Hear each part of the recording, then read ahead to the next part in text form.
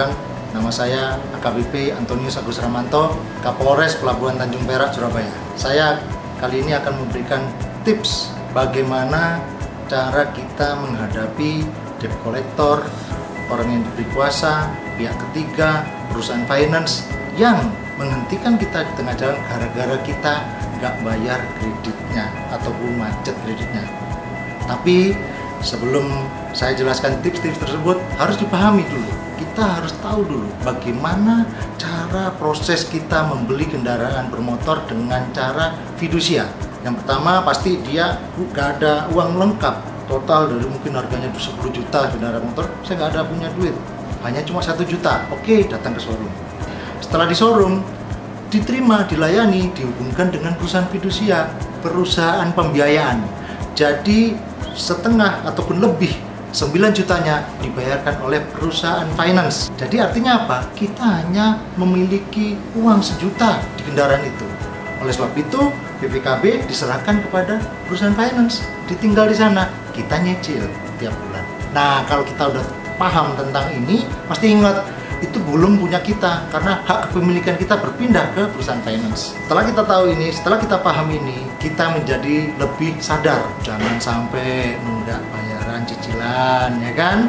Dan kendaraan yang dipegang itu, yang kita gunakan, nggak boleh dijual-jual, nggak boleh digadaikan, ya kan? Kalaupun nggak kuat, bayar cicilannya tiap bulan dilanjut, bisa dioper kredit, tetapi nggak boleh dibawa tangan, harus dibawa ke kantor berdua dengan yang calon oper kredit ini ke perusahaan pembiayaan, bareng-bareng di sana diganti namanya.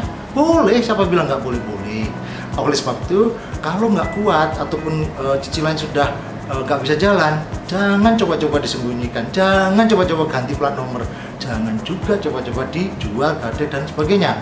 Lapor saja ke perusahaan finance sebagai pemilik. Sekarang masuk ke tips. Kita nggak mau kita sampai kreditnya macet, pertama saya yakin masyarakat maunya lancar, tapi ketika ada masalah dan akhirnya kredit macet, tentu kita berhadapan dengan orang yang diberi kuasa oleh perusahaan finance, debt collector, kemudian perusahaan-perusahaan lain, pihak ketiga bisa. Banyak terjadi perkelahian, adu mulut dan sampai pidana lain hanya gara-gara dicegat dan gontok-gontokan. Saya yakin kalau masyarakat sudah paham tadi yang saya jelaskan, ini bukan punya kita dan kita sadar ini bukan nggak berhak lagi karena cicilannya sudah macet.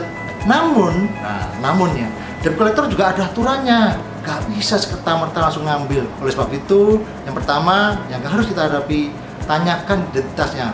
Pak, Bapak, oke, saya nunggak. Bapak mana identitasnya? Bapak bukan polisi, bukan aparat. Nah, gitu. Kedua, setelah tanya identitas, tanyakan kartu sertifikasi profesi. Bapak nagih saya, mau ambil kendaraan saya, harus punya kartu ini dong, sertifikasi dari APPI untuk menagih. Nah, surat izin nagih ada itu.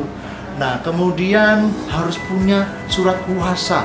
Bapak, ini ada surat kuasanya nggak? Untuk kendaraan ini harus ada surat kuasa dari perusahaan finance, jadi nggak boleh dia senena sendiri. Dan yang terakhir, harus ada sertifikat jaminan fidusia.